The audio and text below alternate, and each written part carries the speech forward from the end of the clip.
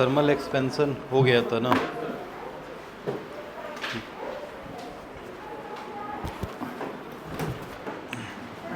आ जाओ।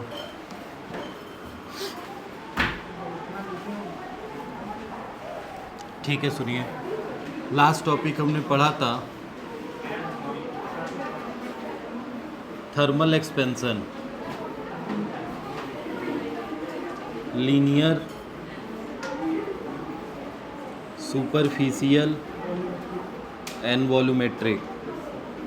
दोनों में, एक में अल्फ़ा आया था, बीटा आया था और गामा आया था।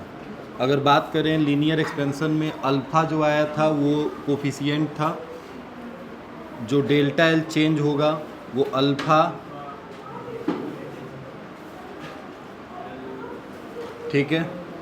इसमें डेल्टा एरिया का चेंज होगा, बीटा ए डेल्टा टी, और इसमें गामा का वैल्यू अगर हम इसमें डेल्टा वॉल्यूम मतलब वॉल्यूम में चेंज देखेंगे तो गामा भी डेल्टा टी, ये फॉर्मूला मिला। अगर हम इसको चेंज की बात कर रहे हैं, कितना चेंज हुआ है ये अगर पता लगाएं तब तो ये है। बट नया जो लेंथ मिला एल डैश, उसकी value 1 plus alpha delta T I थी। और अगर हम एरिया का नया एरिया देखें चेंज होके आया कितना, तो 1 प्लस बीटा डेल्टा टी आया था। और अगर हम वॉल्यूम की बात करें नया वॉल्यूम, तो V1 plus gamma delta T, ये वॉल्यूम मिला था, ठीक है। यहाँ तीनों की यूनिट अल्फ़ा बीटा गामा, इन तीनों की यूनिट जो थी वो सेम थी, डिग्री पर सेल्सियस इनवर्स, यही थी, ठीक है। और ये क्या डिफ़ाइन कर रहे थे, ये बात हमने आपको इसकी वैल्यू निकाल के बताई थी। जैसे अगर मैं अल्फ़ा की बात किया था तो delta L upon L delta T, अगर इन दोनों की वैल्यू 1 हो जाए तो अल्फ़ा किसके इक्वल हो जाएगा, डेल्टा एल के इक्वल हो जाएगा। ये तब होगा जब एल 1 मीटर हो या 1 यूनिट हो और डेल्टा टी भी क्या हो जाए, 1 यूनिट, ठीक है। अब हमने इस पे आपको प्रैक्टिकल एप्लीकेशन बता दिए थे और मॉलिक्यूलर एक्सपेंशन भी बताया था कि क्यों कोई चीज़ जब गर्म करते हैं, हीट प्रोवाइड या टेम्परेचर देते हैं उसको, तो वो क्यों एक्सपेंड होता है, उसका मॉलिक्यूलर एक्सपेंशन भी आपने देखा था।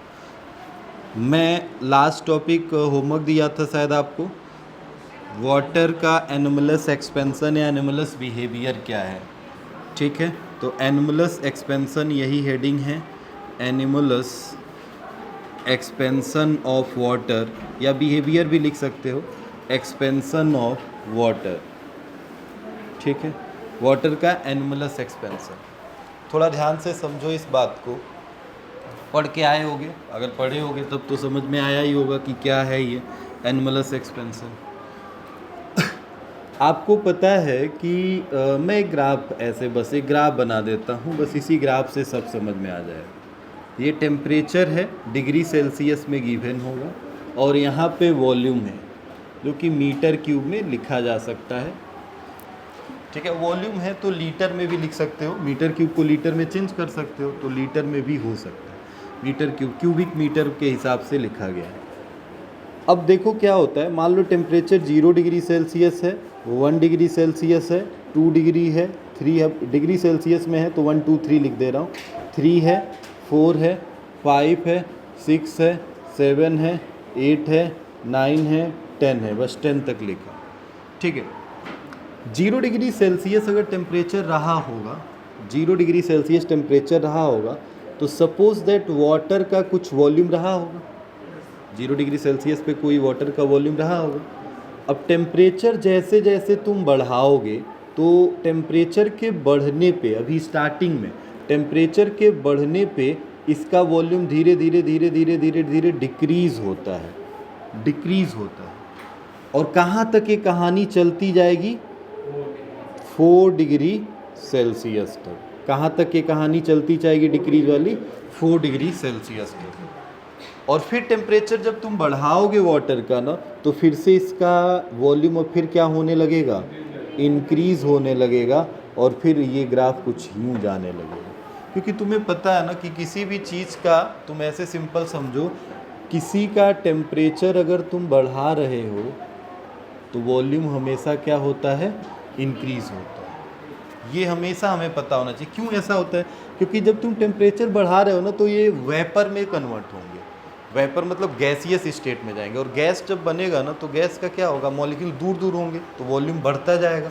तो टेम्परेचर के बढ़ने पे वॉल्यूम बढ़ता है, ये अनदर लिक्विड की बात हो रही है। बट देखो क्या वाटर के केस में ये सही है? नहीं।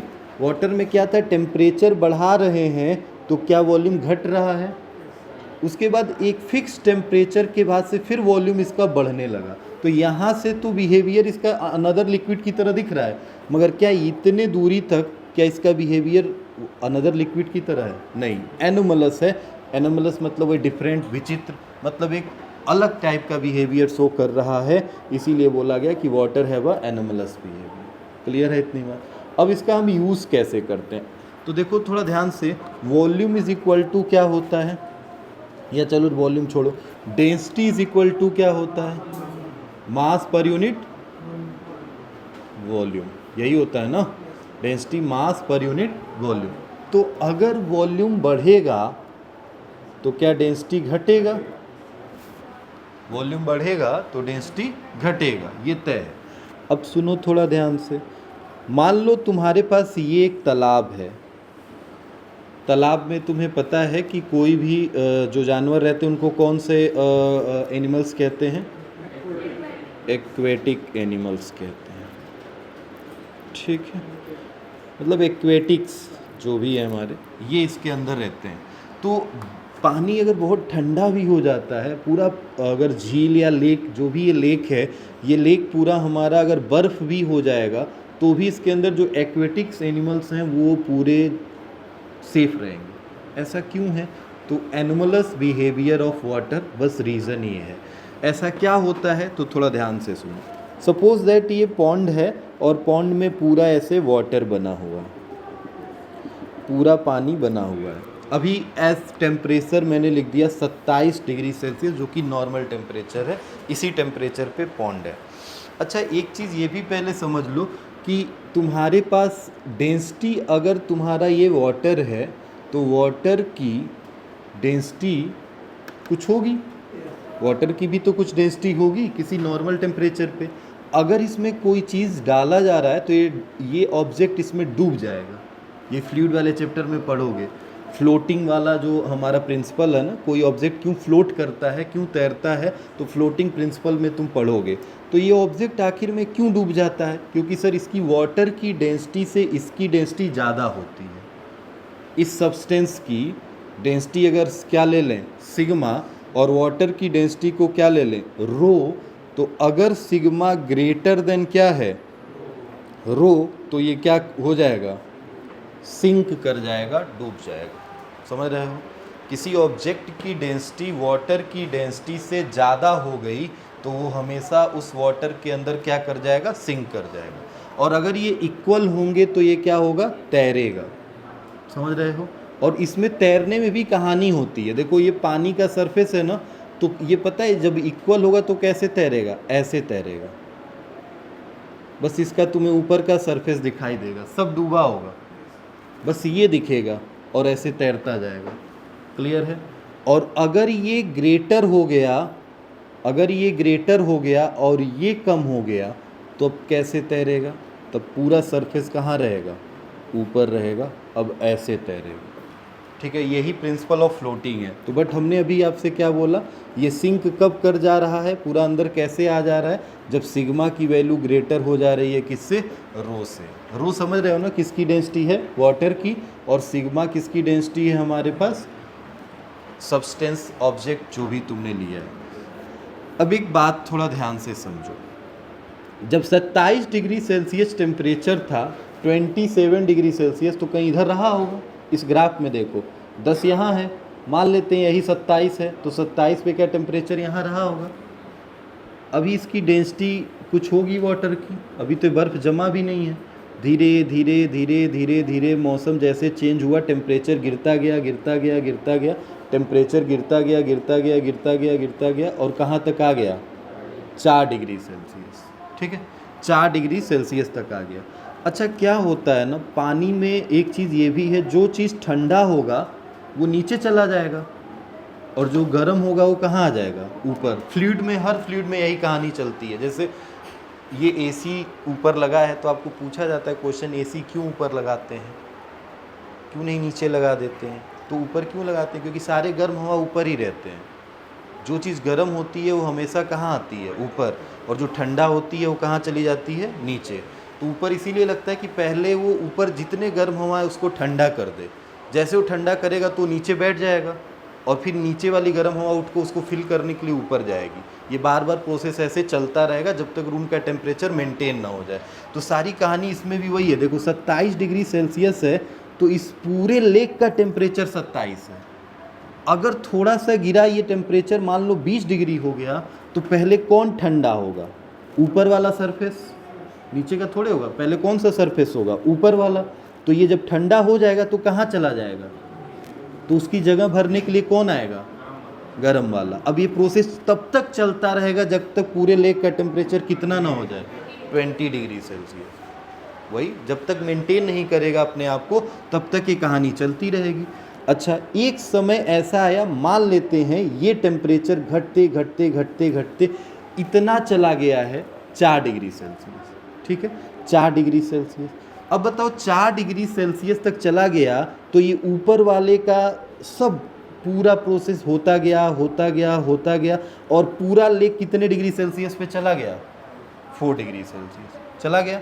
तो 4 डिग्री सेल्सियस चला गया तो बताओ क्या सारे लेयर का टेम्परेचर 4 डिग्री सेल्सियस है? अरे पूरा लेक अपने आप को मेंटेन कर लिया। अब क्या हुआ, टेम्परेचर और फिर गिरा, और अब गिर के हो गया 0 डिग्री सेल्सियस। कितने डिग्री सेल्सियस? 0 degree Celsius. अब बताओ 0 डिग्री सेल्सियस होगा तो पूरे का टेम्परेचर क्या हुआ है? 4 था। तो सबसे पहले 0 हुआ तो किसका होगा 0? ऊपर वाले लेक का होगा। अब ऊपर वाले सरफेस का 0 डिग्री होगा तो क्या ये नीचे जा पाएगा? तुम्हारे हिसाब से जाएगा, मगर क्या 0 डिग्री सेल्सियस पे क्या ये आइस बन गया है ना? अरे 0 डिग्री सेल्सियस पे क्या बन गया है? आइस। तो क्या पानी पे तैरने लगेगा वो? समझ रहे हो? जिसकी डेंसिटी ज़्यादा थी वो तो सिंक कर गया है, जिसकी डेंसिटी ज़्यादा थी वो सिंक कर गया है, और जिसकी डेंसिटी कम थी वो क्या ऊपर तैरने लगा है। तो नीचे वाले लेयर पूरा क्या बन गया है? वाटर। और ऊपर वाला लेयर क्या बन गया है? आइस। तो नीचे वाले लेयर का टेम्परेचर अभी भी कम है, और ऊपर वाले का कितना चल रहा है? 0 डिग्री सेल्सियस। समझ रहे हो? क्यों? अगर तुम इसके हिसाब से नहीं देखते, तुम इसके हिसाब से देखते कि सर टेम्परेचर घटाने पे वॉल्यूम क्या होता है? डिक्रीज करता है, तब तो सब बर्फ बन जाते। समझ रहे हो? तब तो सब बर्फ बन जाते। मगर टेम्परेचर घटाने पे ये क्या हो रहा है? एक ऐसा टेम्परेचर आ रहा है जो 4 डिग्री सेल्सियस। उसके बाद से कहानी देखो, टेम्परेचर घटाने पे फिर क्या वॉल्यूम बढ़ने लग रहा है? क्या वॉल्यूम बढ़ने लग रहा है? क्या? तो वॉल्यूम बढ़ेगा। तो जैसे 4 डिग्री सेल्सियस होगा तो वॉल्यूम अगर बढ़ेगा तो क्या डेंसिटी घट जाएगी, और जैसे डेंसिटी घटेगी, यहाँ जैसे डेंसिटी घटेगी तो क्या होगा? जिसकी डेंसिटी कम होगी वो डूब जाएगा ना। तो पानी डूब गया और कौन ऊपर आ गया? आइस। यही ऊपर रह गया। तो नीचे जो भी एक्वेटिक एनिमल्स होंगे ना, हमारे मछली होगी या जो भी होगा, वो यहाँ पे सेफ रहेगा। और इसीलिए इस बिहेवियर का नाम है एनोमलस एक्सपेंसर। और एनोमलस इसीलिए है क्योंकि ये डिफरेंट टाइप्स का बिहेवियर शो कर रहा है।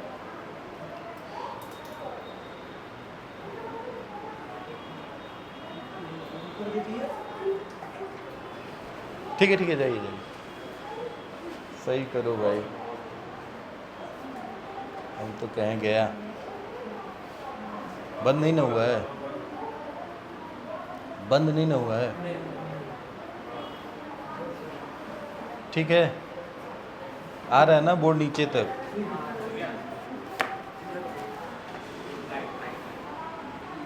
चलो,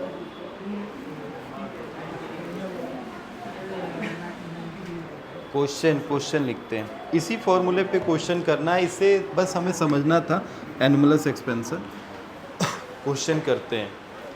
अच्छा, एक चीज़ देखो, थोड़ा ध्यान से सुनो। बस मैं एक फार्मूला कहीं हो सकता है यूज़ हो। हाँ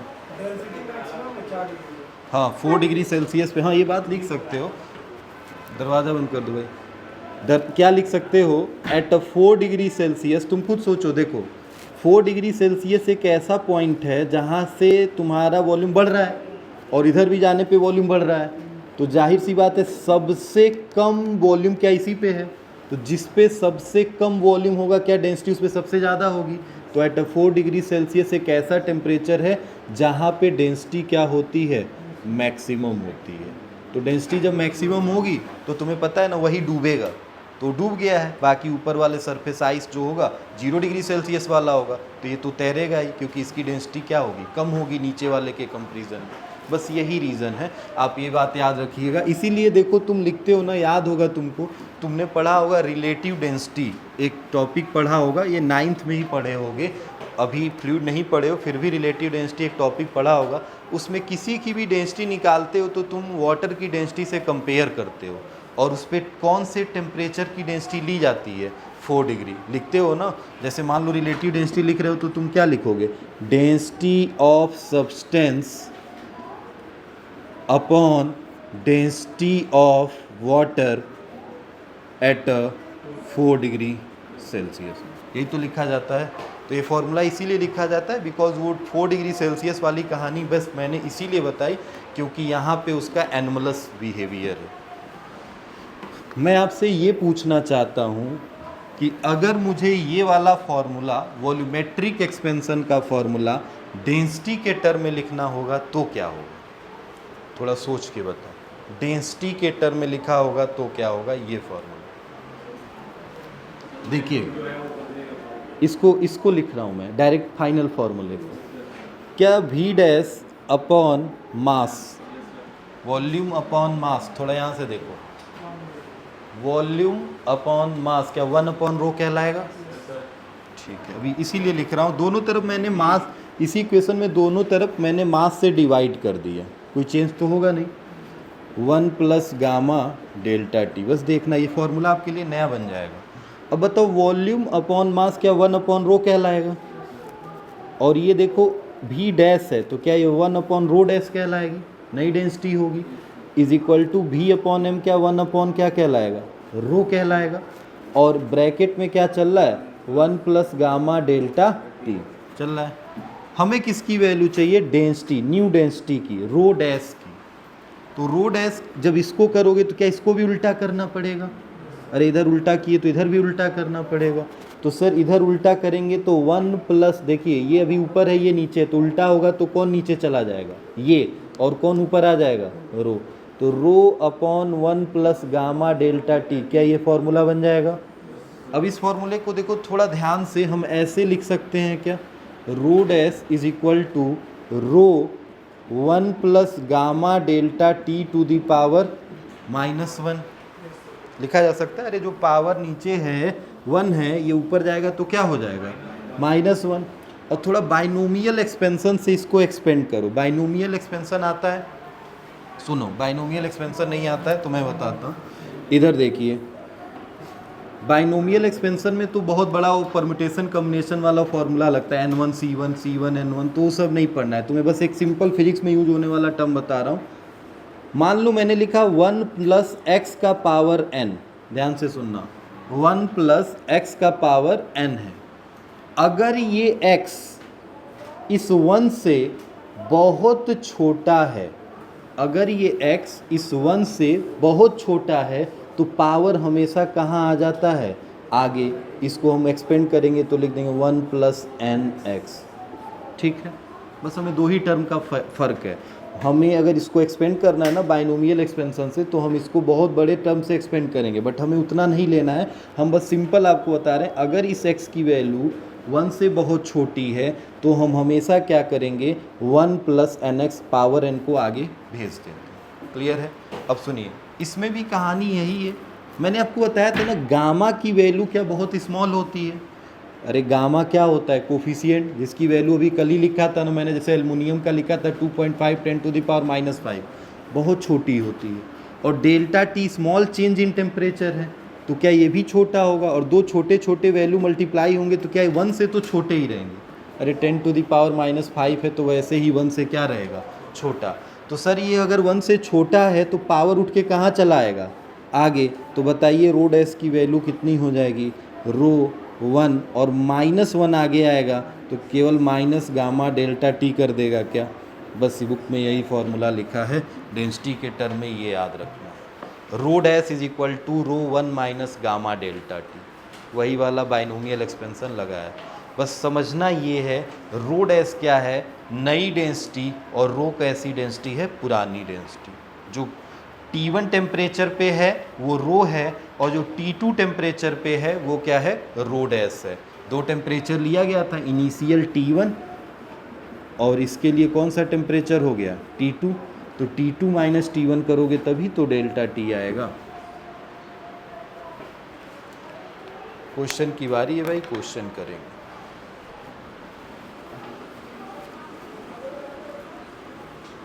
हमने वॉल्यूमेट्रिक एक्सपेंशन से इसको सॉल्व किया है। इसी वाले इक्वेशन में डायरेक्ट चाहे तुम आप लिखे हो ना, इस इक्वेशन को यहाँ लिखना, V dash is equal to V1 plus gamma dividing by m, both side, दोनों तरफ हमने m से डिवाइड किया।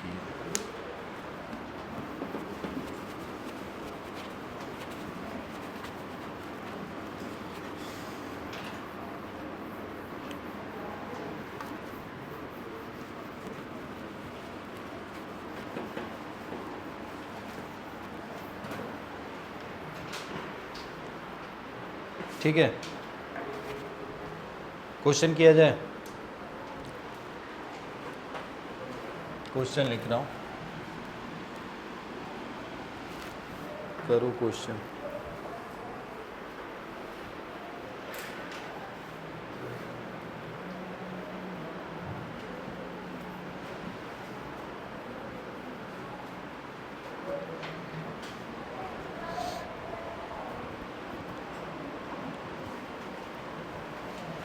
कोई दिक्कत अगर आएगी क्वेश्चन में तो आप बताइएगा, वैसे हमें लगता है आप कर लोगे। फॉर्मूला आपको बता दिया गया है। Railway lines are laid with a gap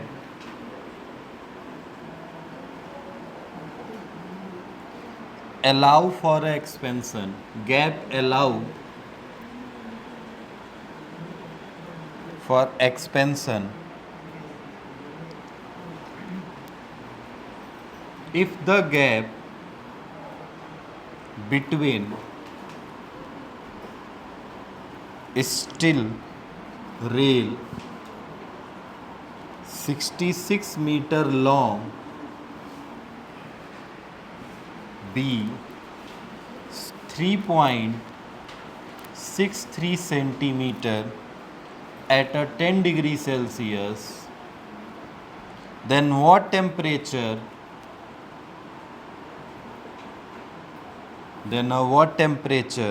will the line just touch, will the line just touch। Alpha is given, लिख लेना, अल्फा दिया है 11 इंटू 10⁻⁻6 डिग्री पर Celsius.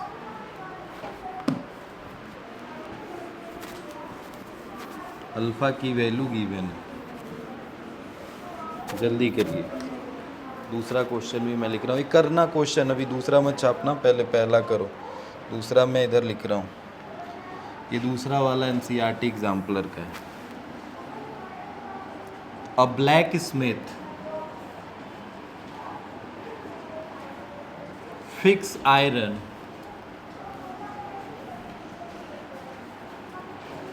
Iron ring on the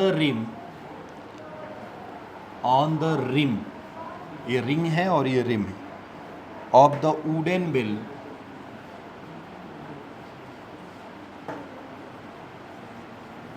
of the wooden wheel of a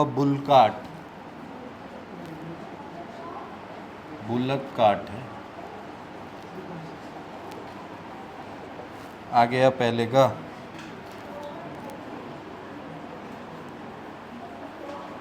the diameter of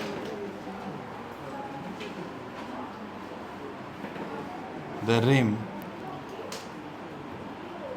and the iron ring are 5.243 meter and 5.231 meter respectively at 27 degree Celsius. To what temperature should the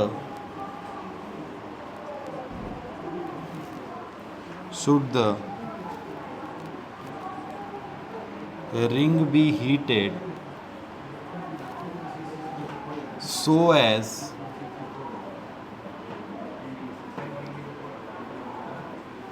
fit the rim of the wheel.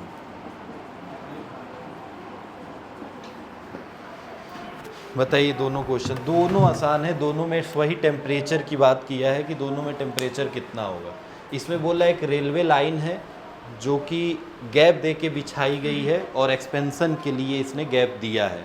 अब यहाँ से question पूछता है कि if the, अच्छा एक चीज़ समझो, देखो क्या होता है ना, रिम इसमें इस क्वेश्चन में जब आओगे ना तो मैंने अपनी प्रैक्टिकल एप्लीकेशन बताए हैं, तो प्रैक्टिकल एप्लीकेशन में ये नहीं बताया रिम का, बट तुम्हें समझना चाहिए कि रिम जो होता है एलॉय होते हैं, मतलब लोहे वोहे का बना होता है. रिम देखा है ना, रिम अलग चीज़ है, और रिम और टायर और व्हील से पूरी कहानी समझ रहे होगे ना. तो रिम के ऊपर जब टायर चढ़ाया जाता है तो रिम का डायमीटर जो होता है और टायर का डायमीटर होता है, दोनों में डिफरेंस होता है. उसको छोटा रखते हैं क्योंकि गर्मी के समय में गर्म होकर लोहे का होता है तो फैलेगा, तो जाहिर सी बात है जब फैलेगा तो उसके डायमीटर से अगर छोटा रखेंगे तभी तो फैल के उसको फिट कर पाएगा. तो इसमें कहानी होगी वही एक्सपेंशन वाली, इसमें भी वही है.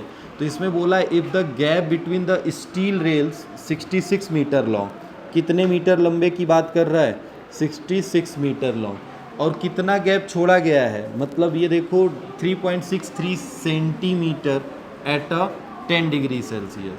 अब ध्यान से सुनो, ये मीटर है और ये 3.63 सेंटीमीटर, ये है क्या, ये है क्या, नहीं समझ नहीं रहे हो. देखो भाई मेरे, ये एक पटरी है और इस पटरी से इस पटरी के बीच में दोनों, ये समझो दो पटरियां हैं ऐसे चल रही हैं रेल, अब इनके बीच में गैपिंग छोड़ा गया है. ये जो है 66 मीटर लंबा ट्रैक है और उसके बाद से जो गैप छोड़ा गया है वो 3.63 कितने का, सेंटीमीटर. मतलब क्या, ये देखो कुछ समय बाद जब एक्सपेंशन होगा तो क्या इसमें टच कर जाएगा, करेगा ना, तो इसमें ये टच कर गया. तो टच किया तो देखो उसने बोला है 10 डिग्री सेल्सियस पे अभी ये रखा गया है. कितने डिग्री सेल्सियस पे रखा गया है, 10 degree. Then what temperature will the line just touch it. तो कुछ टेम्परेचर ऐसा होगा ना जब एक्सपेंशन हुआ होगा, ये गैप भर गया होगा, तो कितने का गैप भरा, 3.63 सेंटीमीटर. तो जाहिर सी बात है कि उस टेम्परेचर को क्या मैं T2 मान लूँ, फाइनल टेम्परेचर. तो ये जो बढ़ा है लेंथ, क्या यही डेल्टा एल है क्या, तो डेल्टा एल है भाई, यहाँ समझ लो 3.63 सेंटीमीटर. तो हमें ये L1 है और हमें L डैश नहीं पता है. हमें T1 पता है सर 10 डिग्री सेल्सियस, T2 नहीं पता है. अब तुम्हें जो निकालना है निकाल लो, T2 निकालना है तो भी निकल जाएगा. अब तुम सोच रहे होगे कि सर हम किस फॉर्मूले से निकालेंगे, रहने दीजिए, अभी रहने दीजिए, अभी कुछ देर बाद आइए, रहने दीजिए, अभी कुछ देर बाद आइए, बस 15 मिनट बाद आइए.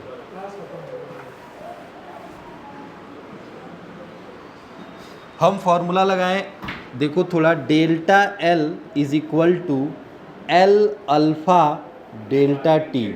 लगा सकते हैं क्या, डेल्टा एल पता है, एल पता है, अल्फ़ा पता है, और डेल्टा टी की जगह T2 माइनस T1 कर देंगे तो क्या हमें T2 ही तो निकालना है, बस रख दो सारी वैल्यू.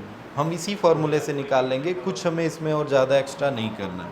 डेल्टा एल है 3.63 सेंटीमीटर में है, तो किससे डिवाइड कर देंगे, 100, मीटर में आ जाएगा. सर एल किस में दिया हुआ है, तो ये तो मीटर में है ही है, तो 66 हो जाएगा. अल्फ़ा की वैल्यू कितनी है, तो 11 × 10⁻⁻⁻⁶ दिया है अल्फ़ा. T2 नहीं पता है सर, T1 कितना दिया है 10, तो 10 रख दीजिए। ठीक है भाई, अब सॉल्व कैसे करेंगे? तो सर इसको पूरे को या तो इधर लेते आइए, ला सकते हैं ना। तो एक काम करिए, देखिए इसको जब इधर लेके आएंगे तो 10 का पावर, अभी 10 के पावर को बस लेके आओ। 10 का पावर जब इधर आएगा 6 -6, तो 2 और जुड़ जाएगा उसमें। अरे ये प्लस का है, ऐसे जुड़ने का मतलब घटेगा। 10 का पावर ये कितना आ जाएगा -6, तो क्या 10 का पावर -4 बचेगा? समझ रहे हो? तो 10 का पावर -4, तो 3.63 इंटू 10 का पावर 4, ये इसको ऊपर भेज दिया, 66 इंटू 11 और is equal to T2 minus T1। T2 की वैल्यू तो पता नहीं है, 10। ठीक है भाई, अब इसको पहले सॉल्व करोगे तब -10 इधर आके प्लस होगा। तो ऐसा काम करो, 2 इसको दे दो, यहाँ बच जाएगा 2, पॉइंट गया ख़त्म हो गया। 3 से काट दो, 33, 1 2 1, 11 से 11 बार में कट जाएगा 121, और 11 से 33 कट जाएगा 3 बार में। तो 1/3 इंटू 10 का पावर 2 मतलब 100/3 कितना होगा? 100/3 is equal to T2 minus 10। क्या 10 इधर आ जाएगा? Then 100/3 plus 10 is equal to T2। तो ये हो जाएगा 30 और 130 होगा ना। 130/3, क्या T2 की वैल्यू आएगी? 3 से काटोगे तो कितनी बार में जाएगा? 12, और बचेगा 1, 3 3 जा 9, और फिर बार बार यही चलता जाएगा। Then T2 is equal to 43.43 degree Celsius. इतने टेम्परेचर पे इतना लेंथ बढ़ेगा, 3.63 सेंटीमीटर। दूसरा वाला करो।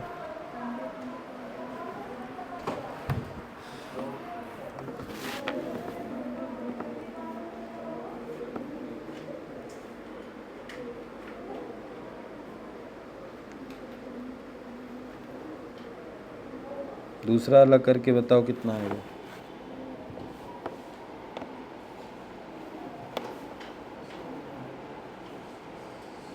अच्छा, इसमें हम आपसे पूछे ना कि टेम्परेचर में चेंज कितना हुआ, तो क्या T2 माइनस T1 निकालोगे?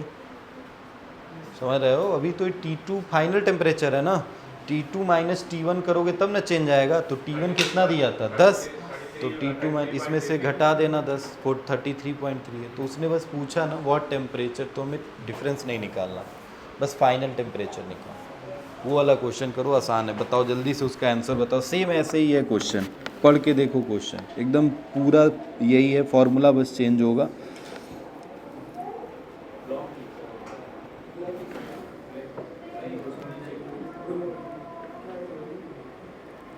क्वेश्चन पढ़े। A blacksmith fix a iron ring, question सुन लो। A blacksmith fix a iron ring on a rim, iron ring को रिम पे लगा रहा है, of the wooden wheel of bullock cart. The diameter of the rim and iron ring are this and this. Diameter rim और ring का ये है, ये रिम का है और ये रिंग का है रिस्पेक्टिवली, और दोनों कितने डिग्री पे हैं? 27। To what temperature should the ring, ring को कितने टेम्परेचर पे गर्म किया जाए, so as to fit the rim, कि उसमें रिम फिट हो जाए जो व्हील बना रहा है उस व्हील का। ठीक है, तो उसको गर्म करेंगे तो एक्सपेंड करेगा, छोटा रखा होगा, गर्म करेगा, फैल जाएगा, फैल के फिट हो जाएगा उसी। इसमें भी वही है, सेम T2 निकालना है, सारी वैल्यू गिवन है। रख के बताओ कितना आ रहा है।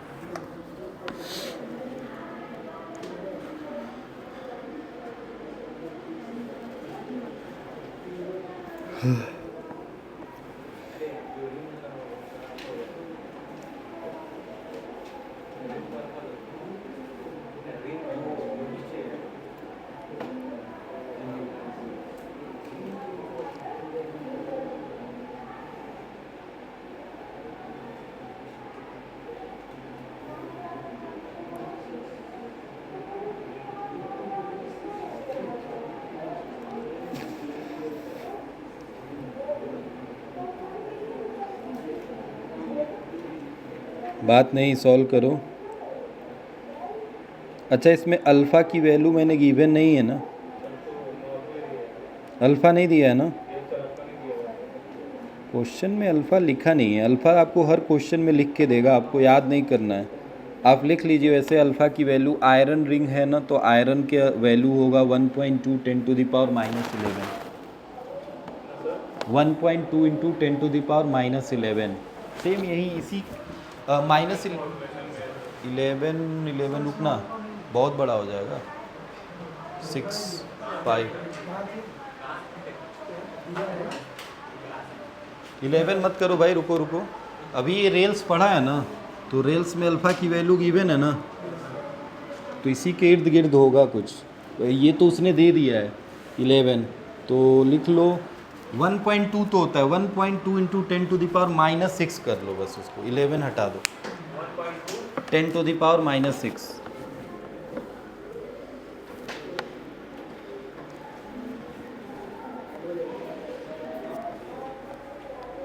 क्वेश्चन में अल्फ़ा दिया नहीं है इसलिए मैंने बोल दिया, अल्फ़ा आपको याद नहीं करना है, आप कंफर्म रहिए अल्फ़ा की वैल्यू क्वेश्चन में गिवन होगी।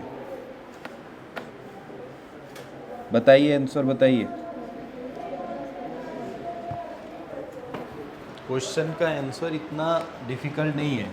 देखो कितने डिग्री सेल्सियस पे पहले टेम्परेचर है, 27 डिग्री सेल्सियस, ठीक है सर। लेंथ एक का लेंथ L1 है और दूसरे का L2, क्योंकि इसी पे फिट होना है, समझो भाई मेरे। देखो ये लेंथ L1 है, और अगर बड़ा हो जाएगा तभी तो इसके बराबर होगा कि इसमें फिट हो जाएगा, ऐसे समझो, ऐसे समझो। मान लो ये ऐसे एक डायमीटर है और एक डायमीटर ये है, बस ऐसे समझना। हाँ वो लेंथ फाइनल है, नहीं डेल्टा एल इसमें निकालना नहीं है, इसमें L1 दिया है, बात समझो भाई, इधर बात नहीं। L1 की वैल्यू दी है कि पहले ये था 5.21 मीटर का, 21 मीटर का था। जब मैं इसको गर्म करूँगा तो ये फैलेगा ना, और फैल के इसका लेंथ अब फिर बड़ा हो जाएगा, कितना हो जाएगा, तो वो L2 होगा। तो ये सर छोटा वाला जो दिख रहा है ना 5.231 मीटर, ये है L1, और जो बड़ा हो जाएगा 5.243 मीटर, ये L2 हो गया। T1 पता है, क्या निकालना है, T2 निकल नहीं जाएगा, लगाओ, अल्फा बता ही दिया हूँ, रख के निकालो फॉर्मूले में। एक फॉर्मूला चाहे तो पहले ही बना लो ऐसे लिख के, सर आ जाओ, L2 माइनस L1 इज इक्वल टू, हम फॉर्मूला लिख रहे हैं, delta L is equal to क्या होता है, नहीं वो छोड़ दो, उस फॉर्मूले से मत आओ, हम तो कह रहे हैं सिंपल, आप ये फॉर्मूला लगाओ, delta L is equal to L alpha delta T, ये आसान रहेगा। देखो डेल्टा L का मतलब क्या होगा, L2 minus change in length, L की वैल्यू, L मतलब इनिशियल, अरे इनिशियल क्या था L1, अल्फ़ा पता ही है, डेल्टा T मतलब T2 माइनस T1, तो T2 माइनस T1 की वैल्यू निकालोगे तो क्या ये नीचे आ जाएगा, तो T2 minus T1 is equal to क्या आ जाएगा, L2 माइनस L1 upon L1 into alpha. अब बताओ क्या क्या पता है, सर L2 पता है, L1 पता है, L1 पता है, अल्फ़ा पता है, क्या ये पूरा मिल जाएगा, और T1 पता है, जब ये पूरा सॉल्व हो जाएगा तो इधर भेज के क्या जोड़ देंगे उसको, तो T2 मिल जाएगा।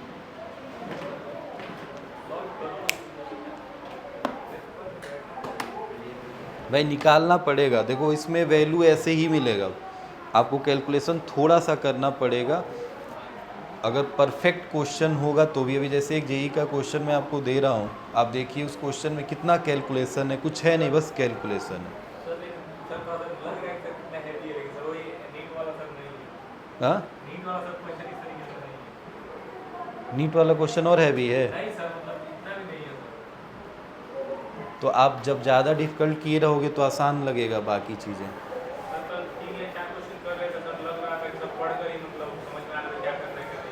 आपके इस चैप्टर से क्वेश्चन ज़्यादा न्यूमेरिकल वाले प्रॉब्लम से आएंगे ही नहीं। नॉर्मली वही जो जैसे आप थ्योरी पढ़ रहे हो ना, ज़्यादा कॉन्सेप्ट बना लो, एक आध क्वेश्चन तो वहीं से मिल जाएंगे।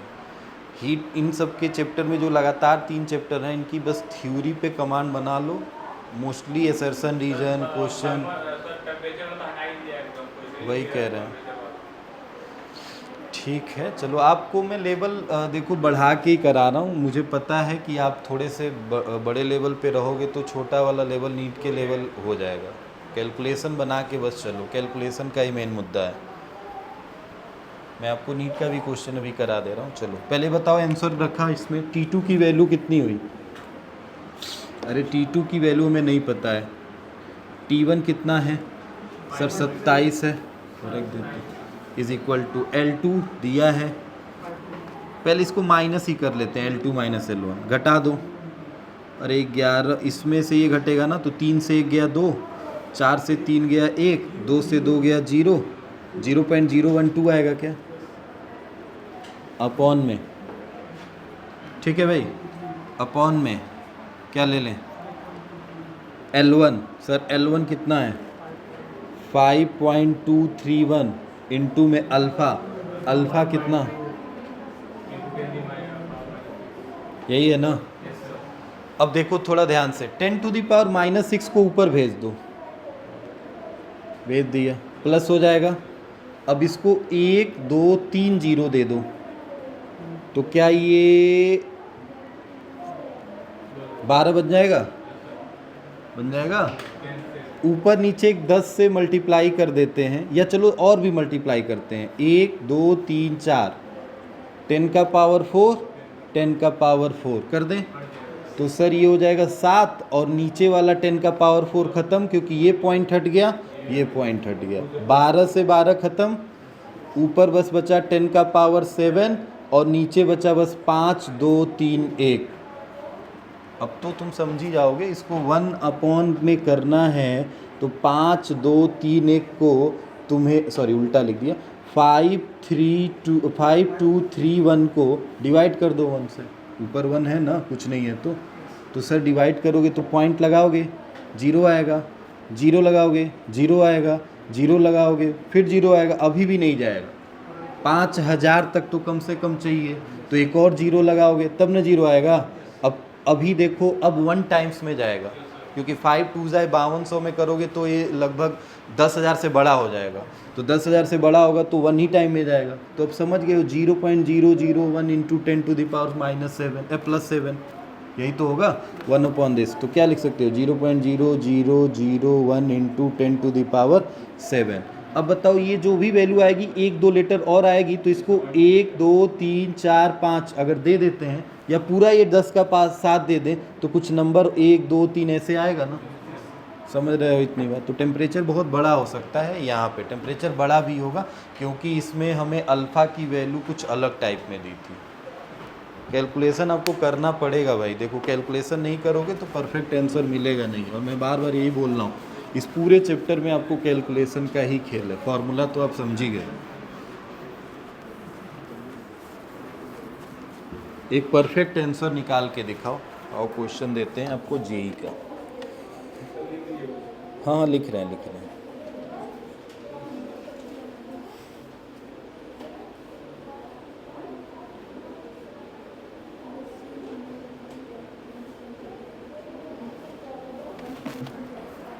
क्वेश्चन है,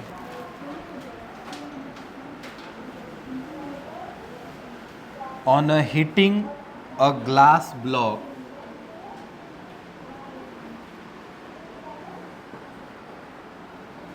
of a 10,000 centimeter cube from 25 degrees Celsius to 40 degrees Celsius, its volume increases by 4 centimeter cube. Calculate coefficient of linear expansion of a glass.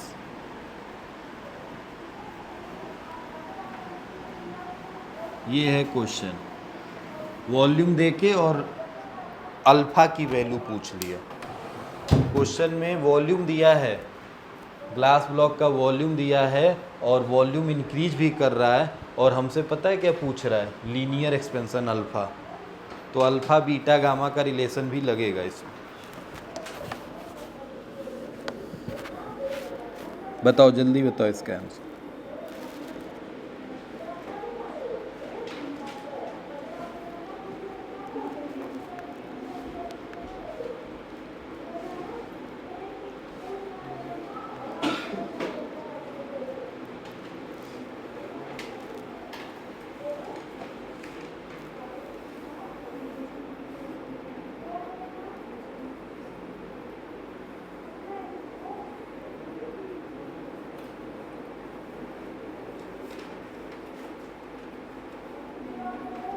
बात नहीं, बताओ जल्दी आंसर।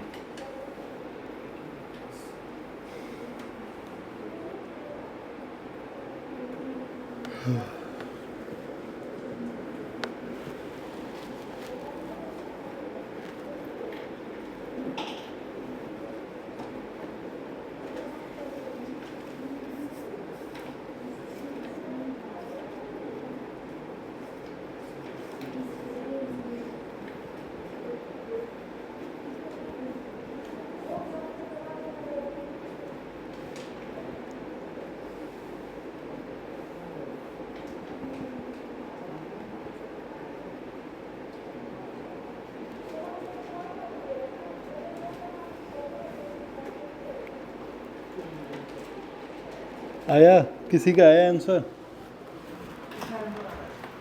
आंसर आ रहा है 8.89 10 to the power -6। इर्द गिर्द इसके भी आ गया तो सही है।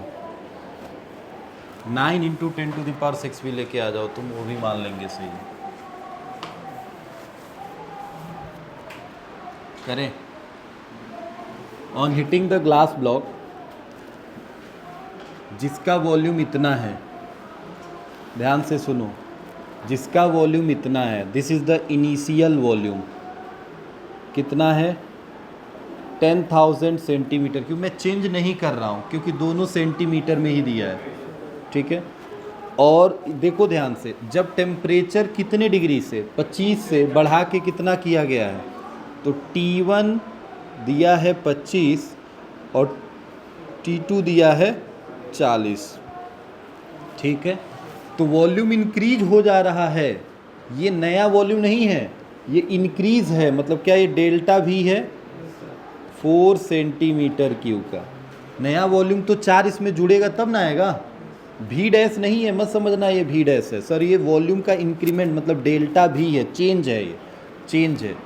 तो कैलकुलेट द कोफिशिएंट, मतलब सर अल्फ़ा निकालना नहीं है, हाँ अल्फ़ा निकालना है, लीनियर एक्सपेंशन। तो सर अल्फ़ा पहले मत निकालिए, पहले गामा निकालिए, और गामा और अल्फ़ा में एक्सप्रेशन तो तुम्हें पता है रिलेशन, तो गामा मिल गया तो सर अल्फ़ा आ ही जाएगा। अब बताइए हम क्या gamma is equal to delta V upon V delta T लिख सकते हैं क्या? तो sir gamma is equal to delta V दिया है, कितना है 4, अपॉन भी कितना है 1 2 3 4, यही है ना।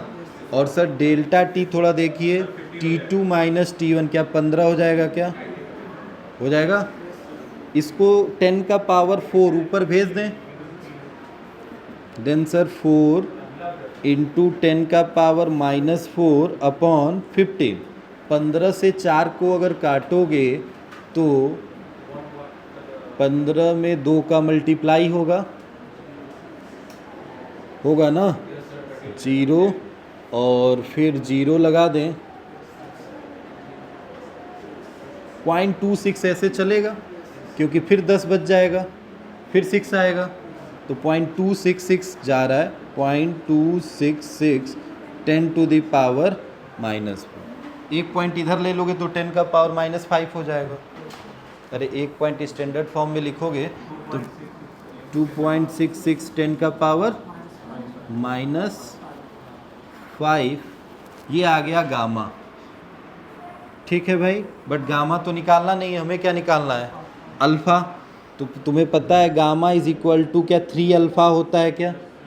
Then alpha is equal to gamma by 3। तो सर गामा मिल गया, इसी को 3 से डिवाइड कर दीजिए। हाँ, डिवाइड क्या कह रहे हो? हाँ हाँ, डिवाइड होगा।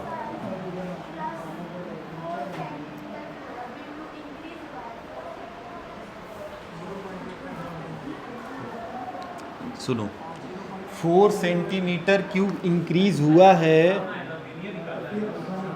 सुनो ठीक है, बात नहीं इधर। 4 सेंटीमीटर क्यूब इंक्रीज हुआ है, तो इंक्रीज का मतलब होता है चेंज। अब तुम सोचो 10,000 सेंटीमीटर क्यूब है और 4 सेंटीमीटर इंक्रीज हो गया, तो ये नया थोड़े होगा। मतलब ये है हमारे पास इनिशियल वॉल्यूम V1 और ये सर इंक्रीज है, मतलब चेंज है डेल्टा V का। तो मैं पूछूं V2 कितना है, तो सर V2 क्या तुम इसमें 4 और जोड़ दोगे? तो क्या 1 2 3 और यहाँ क्या 4 आ जाएगा, मतलब 40001 यही होगा ना। मतलब V2 is equal to 10004 senti. तो मैं ये थोड़े रख रहा हूँ, मैं वो फॉर्मूला ही नहीं लगाया भाई। यहाँ रख लो, तुम्हारा अगर मन है तो डेल्टा V की वैल्यू तुम्हें डायरेक्ट दी है, तो तुम डायरेक्ट ही तो रखोगे 4 सेंटीमीटर। उसमें वो तुम V2 माइनस V1 वाला फॉर्मूला नहीं लगा रही हो।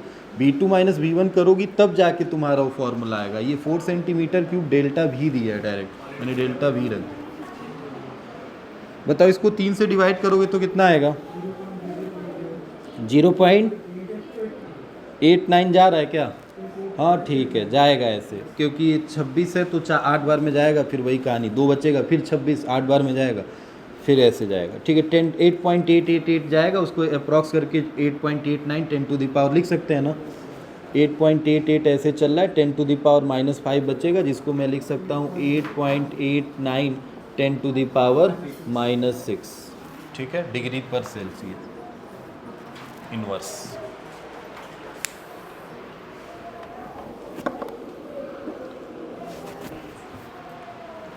बताओ कोई प्रॉब्लम है? ऐसा नहीं है आप क्वेश्चन कर नहीं पाओगे, क्वेश्चन में फॉर्मूला वही, क्वेश्चन का लैंग्वेज समझो क्या दिया है। अगर नहीं समझ पाओगे गलत हो जाएगा।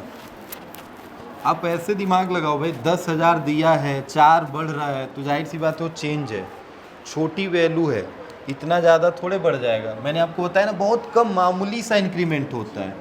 100 अभी आपने देखा ना कि तुम खुद सोचो 15 डिग्री सेल्सियस बढ़ा रहे हो तो बस केवल 4 का इंक्रीमेंट है, बस 4 वॉल्यूम बढ़ा है, 4 यूनिट वॉल्यूम बढ़ा है इनिशियल वॉल्यूम से। लिखिएगा एक question, if the volume of a block of a metal change by 12% when it is heated through 20 degree Celsius, what is the coefficient of linear expansion? निकाल लोगे ना ये? 12% दे दिया, बस यहीं पे फंसोगे। क्वेश्चन वही है, बस परसेंटेज में मैंने कुछ बोल दिया, कहानी यहीं फंस जाएगी। बट करो, ठीक है, अच्छा क्वेश्चन है। If the volume of the block of a metal change by 12%, 12% का चेंज हो रहा है उसमें, व्हेन इट इज हीटेड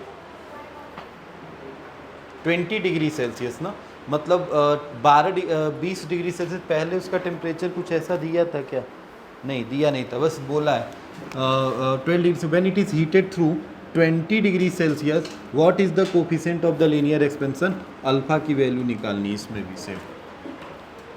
जल्दी जल्दी बताओ फटाक से, जल्दी करो, हम स्पेसिफिक हीट भी थोड़ा सा पढ़ ही लें आज।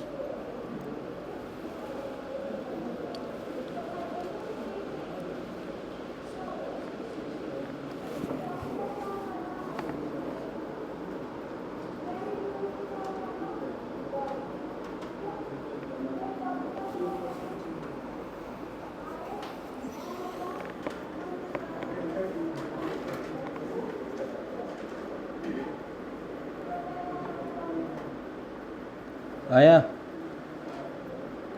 नहीं?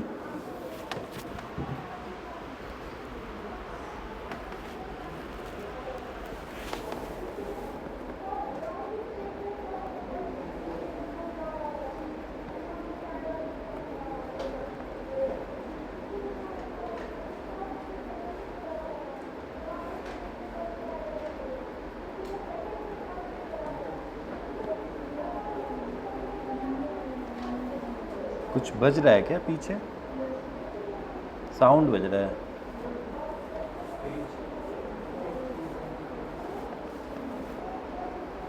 बताओ भाई, नहीं आया? बताना पड़ेगा, ठीक है। सुनो, परसेंटेज बोलो। परसेंटेज का मतलब क्या होता है? चेंज अपॉन ओरिजिनल इनटू 100, क्या यही होता है ना परसेंट? परसेंट कैसे निकालते हैं भाई? कितना का चेंज हुआ अपॉन ओरिजिनल या इनिशियल इनटू 100, यही होता है। अब बताओ चेंज कितने का है? डेल्टा भी छोड़ो, 24 मत बोलो, डेल्टा भी यही तो चेंज होता है। और ओरिजिनल क्या होगा? भी इनटू में 100 इज इक्वल टू, अरे 12% होगा। तो सर ये पूरी वैल्यू डेल्टा भी अपॉन भी की वैल्यू जो है ना वो 12%, मतलब 12 अपॉन कितनी गिवन है? 100। तो क्या मैं लिख सकता हूँ डेल्टा भी अपॉन भी जो है, डेल्टा भी अपॉन भी जो है 0.12 है। अरे 12/100 यार लिख लो भाई, आपका मन 12 इंटू 10 का पावर -2, यही है ना? अब बताओ हमें क्या गामा निकल सकता है? हाँ sir, delta V upon V delta T. तो sir gamma is equal to delta V upon V कितना दिया है? 12 इंटू 10 का पावर, और इसको टेम्परेचर से डिवाइड कर दें। कितने डिग्री का टेम्परेचर है? हीटेड थ्रू 20 डिग्री सेल्सियस, मतलब पहले कुछ था और बाद में कुछ था, मतलब चेंज करके कितना तक गर्म किया गया? 20 डिग्री सेल्सियस, मतलब यही चेंज है टेम्परेचर का, 20 डिग्री सेल्सियस। बस ख़त्म। 4 से काट दें, 4 और ये 5, 3/5, मतलब 3/5, मतलब 5 से 3 जाएगा तो 5 क्या 0.6 हो जाएगा। Then gamma is equal to 6 into 10 का पावर क्या -3 लिख सकते हैं क्या? क्यों भाई? अरे 0.6 इंटू 10 का पावर -2 है, तो 6 इंटू 10 का पावर -3 हो जाएगा। बट सर अल्फा पूछा है, तो alpha is equal to gamma by 3। Then gamma 6 into 10 का पावर -3 अपॉन 3 कट जाएगा।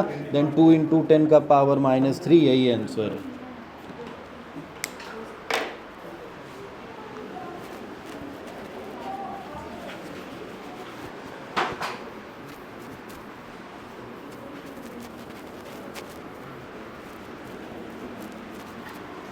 ठीक है।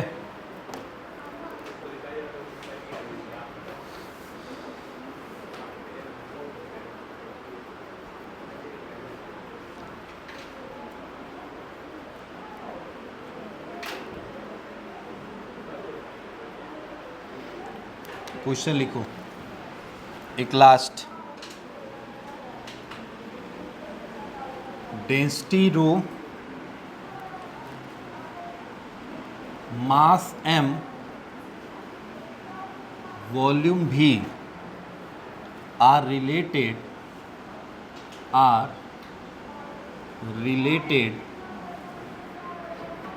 रो is equal to m by v, ऐसे रिलेट करते हैं।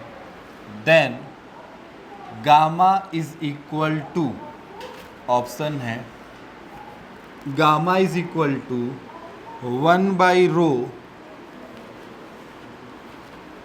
ये रो है, rho D rho by D T. Option B gamma is equal to -रो D rho by D T. T यहाँ पे टेम्परेचर है, आप कैपिटल में टी को लिखना, मैं स्मॉल में लिख दिया हूँ, आप कैपिटल में लिखना। Option C gamma is equal to 1/रो D rho by D T. And option D gamma is equal to -1 upon rho D rho by D T. ये 4 ऑप्शन हैं, और हमें बोला डेंसिटी, मास और वॉल्यूम अगर ऐसे रिलेट हैं तो गामा कैसे रिलेट होगा। इस ऑप्शन के हिसाब से मुझे चलना है। 4 ऑप्शन एक जैसे हैं, बस प्लस माइनस का डिफरेंस है, एक में बस रो और एक में 1/रो है। सोच के देखो, मेंस का क्वेश्चन है।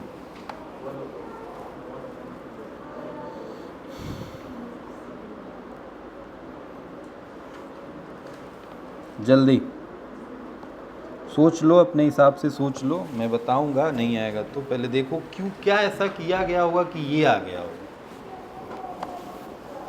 जाहिर सी बात है कहीं ना कहीं डिफ्रेंसिएशन इंटीग्रेशन तो किया गया है, कुछ ऐसा किया गया है।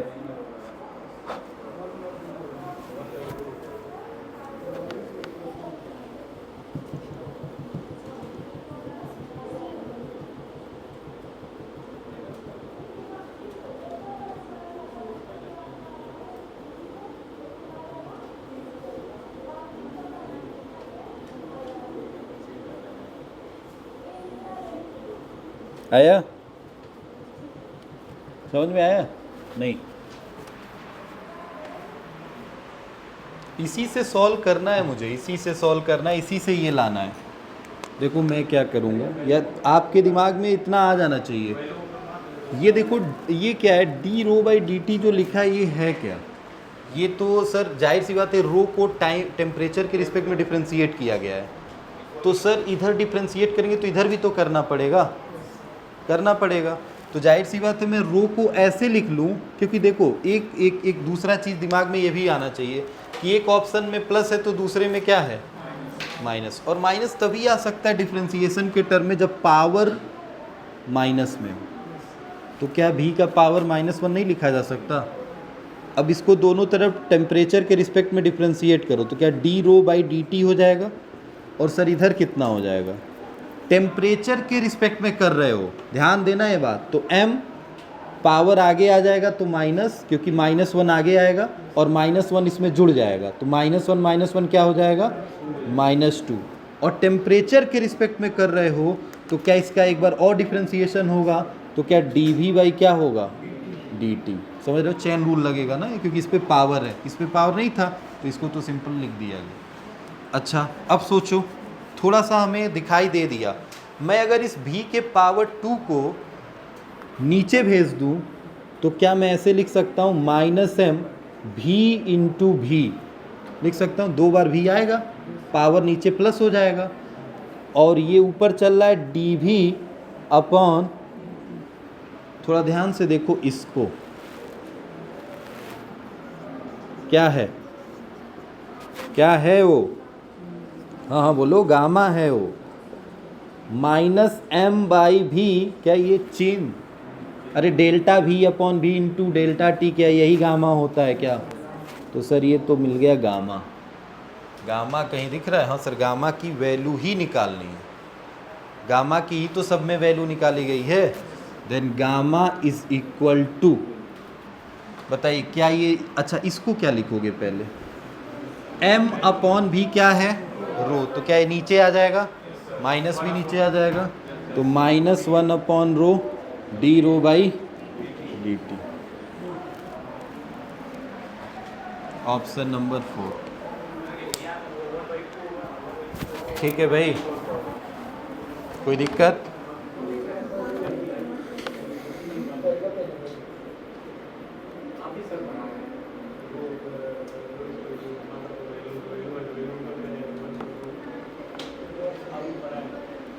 स्पेसिफिक हीट स्टार्ट कर दें, कल तो संडे है।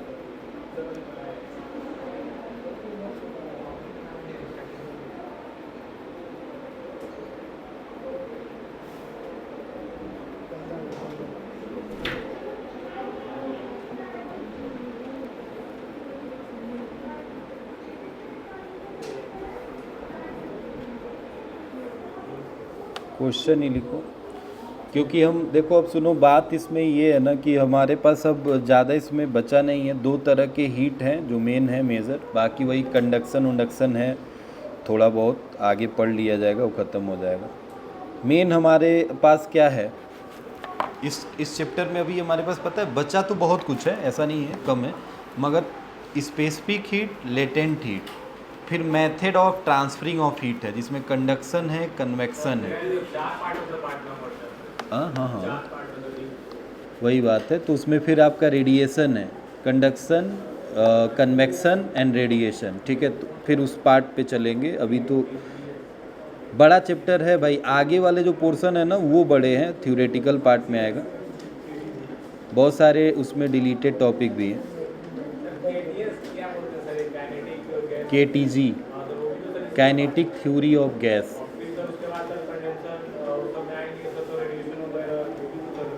तो इसी अभी वो जो काइनेटिक थ्योरी ऑफ गैस पढ़ोगे वो अलग चैप्टर में है। मान NCERT के हिसाब से देखोगे तो थर्मल प्रॉपर्टीज़ ऑफ मैटर का ये जो चैप्टर है इसमें तुम्हें 2 से 3 पार्ट मान लो, बेसिक 3 पार्ट। जैसे अभी तुमने पहला ये पढ़ लिया कैलोरीमेट्री, कैलोरीमेट्री के बाद से तुम्हारा कैलोरीमेट्री में नहीं, ये जो तुमने अभी पहला पढ़ा ना थर्मल एक्सपेंशन है। दूसरा कैलोरीमेट्री आएगा जिसमें स्पेसिफिक हीट, लेटेंट हीट ये पढ़ोगे, और उसमें 2-4 चीज़ें एक्स्ट्रा पढ़ोगे, जैसे रिगुलेशन हो गया, टॉपिक है छोटा छोटा, वो सारी चीज़ें। फिर तीसरा हो गया transfer of method of heat, जिसमें तुम्हें कंडक्शन, कन्वेक्शन और रेडिएशन पढ़ना है, ठीक है।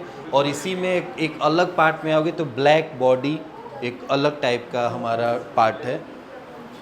नीट में बहुत ज़्यादा नहीं आता है, थोड़ा बहुत आता है, बट फिर भी पढ़ना है ब्लैक बॉडी। हाँ वही रेडिएशन का पार्ट है, रेडिएशन का पार्ट है, जेई में आता है। टॉपिक है, लिख लो, क्वेश्चन करके लाना। हाँ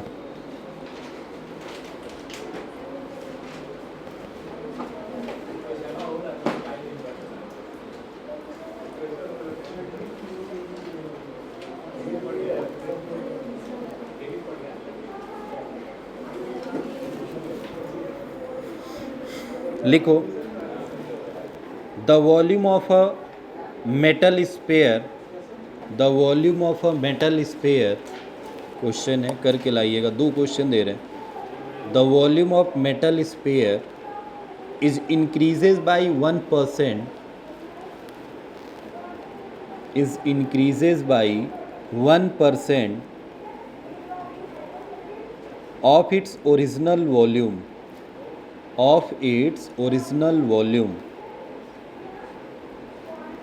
when it is heated from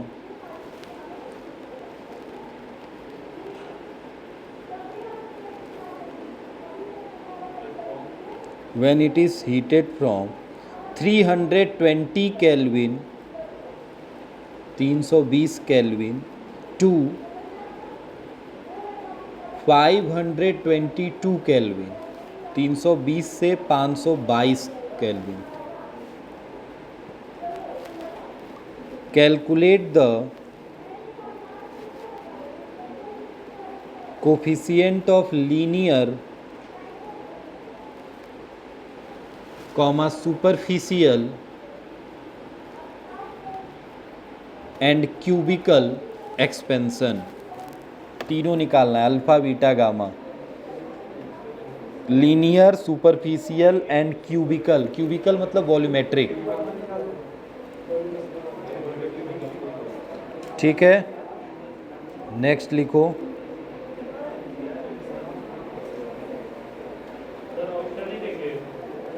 नहीं 3 है ना, इसका ऑप्शन लिखना बोल रहे हैं।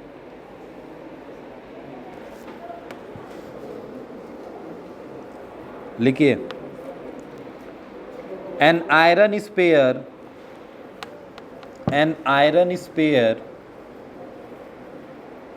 has a radius of 10 centimeter,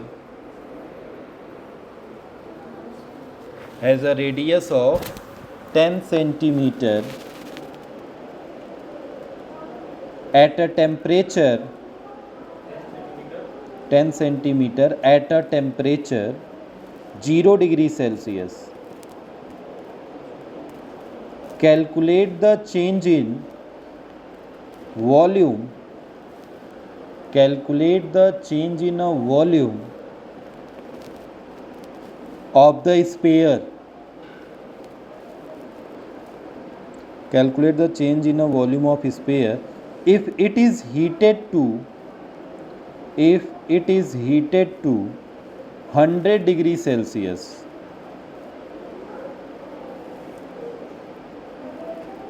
bracket में लिख लेना अल्फ़ा दिया है 11 इंटू 10⁻⁻6, 11 इंटू 10⁻⁻6 डिग्री पर सेल्सियस इनवर्स, यूनिट उसका वही है। ऑप्शन लिखना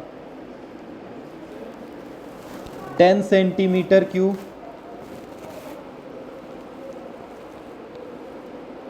12 centimetre cube, 14 centimetre cube, 15 centimetre cube, 15। Option में वैल्यूज़ जो है अप्रॉक्स भी आएगी तो चलेगा, ठीक है। जैसे 13.9 आया, 14.9 आया तो 15 ले सकते हैं, ठीक है। वो आपके हिसाब से कैसे आप उसको नियरेस्ट जाएंगे वो देखिए।